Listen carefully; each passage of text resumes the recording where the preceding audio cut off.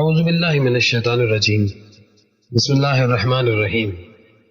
معزز سامعین کرام، السلام علیکم۔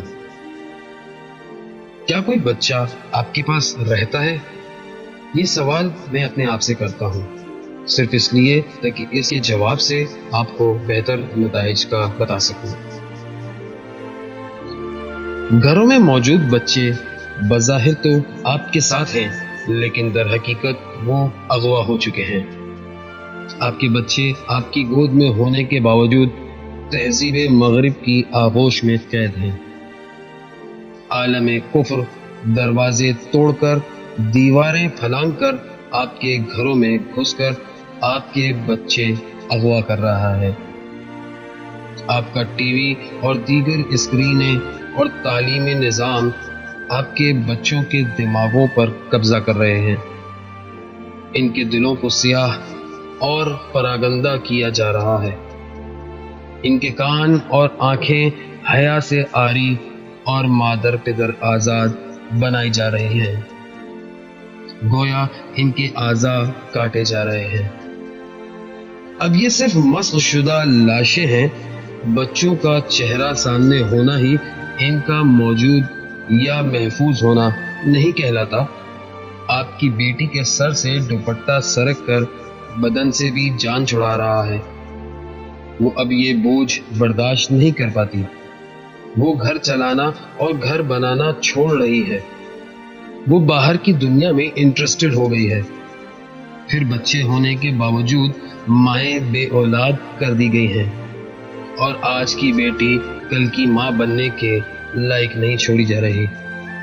اسے ذہنی اور جسمانی طور پر بانجھ کیا جا رہا ہے۔ ہم بچوں کو اپنے ہاتھ سے بھاری فیسیں دے دے کر اس تہذیب کے حوالے کر رہے ہیں، وہ تہذیب کہ جس نے آپ سے آپ کا خالق چھینا اور آپ کی آنے والی نسلیں تھیں۔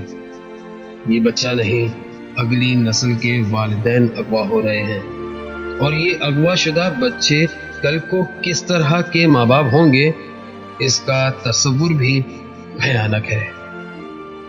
جب تربیت کا پہلا مدرسہ ماں ہی اڑا دیا جائے، باپ کو بے حیا اور آزاد کر دیا جائے، تو اسے کہتے ہیں کڈنیپنگ، اور یہ ہوتے ہیں اصل مسنگ پرسنز، جنہیں اٹھا لیا جائے، جو دوبارہ نظر نہ آئیں، اور چند روز بعد جن کی مسخ شدہ لاشیں ملیں۔ ان پر تو پھر بھی صبر آ سکتا ہے، لیکن جب نسلیں اغوا ہو جائیں جو نظروں کے سامنے ہو کر بھی کسی اور کی پیروکار ہوں، تو فکر ہونی چاہیے۔ یہ فکر ابھی کیجیے اور جان رکھیں کہ جو آپ کے پاس ہے وہ آپ کے ساتھ نہیں۔ ایک تلخ حقیقت ہے جسے ہم اور آپ دونوں ہی جانتے ہیں، لیکن اس کے باوجود اس پر غور کر کے اسے صحیح کرنے کی تگودو نہیں کر پاتے۔ آئیے اس رمضان میں عہد کریں، ہم اپنی اور اپنے بچوں کی اصلاح کریں گے۔ اجازت چاہتا ہوں، ملیں گے ایک اور بات کے ساتھ۔ تب تک اپنا اور اپنے گرد و نواح کا بھرپور خیال رکھیے گا۔ والسلام علیکم ورحمۃ اللہ وبرکاتہ۔